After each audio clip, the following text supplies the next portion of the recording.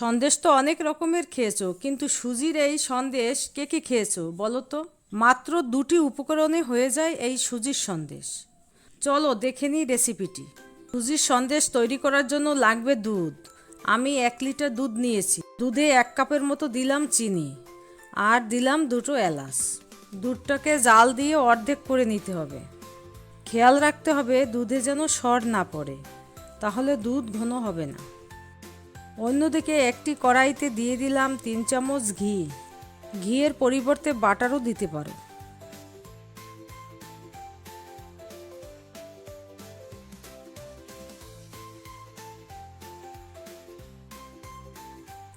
ঘি গরম হলে দিয়ে দেব 1 কাপ সুজি। সুজিগুলো ভালো করে ঘিয়ের সাথে মিশিয়ে নিতে হবে।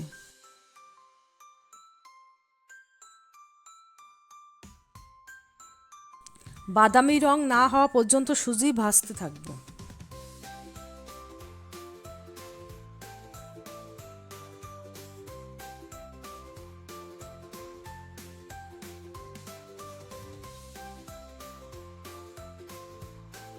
দুধটা ঘন হয়ে এসেছে।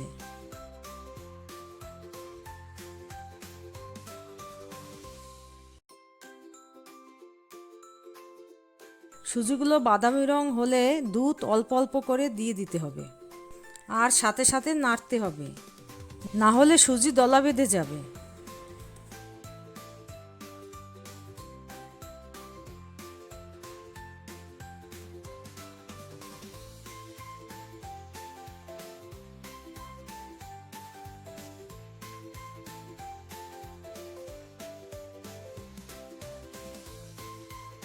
মিডিয়াম আঁচে রেখে নাড়তে হবে আর দুধ দিতে হবে। খেয়াল রাখতে হবে লেগে না যায়।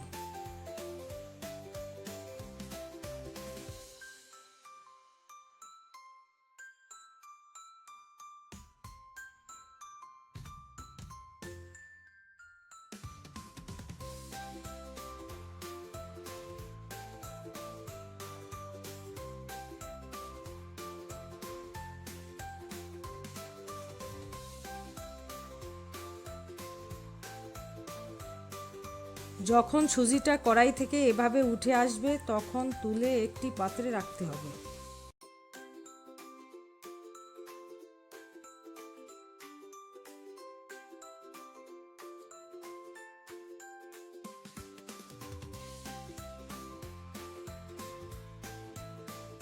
হাত বা চামচের সাহায্যে সমান করে নিতে হবে।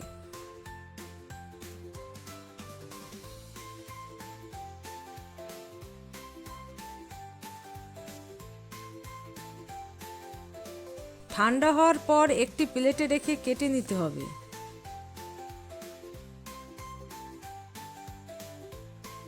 এই তো হয়ে গেল সুজির সন্দেশ। এটি করতে যত সহজ আর খেতে তেমনি টেস্টি।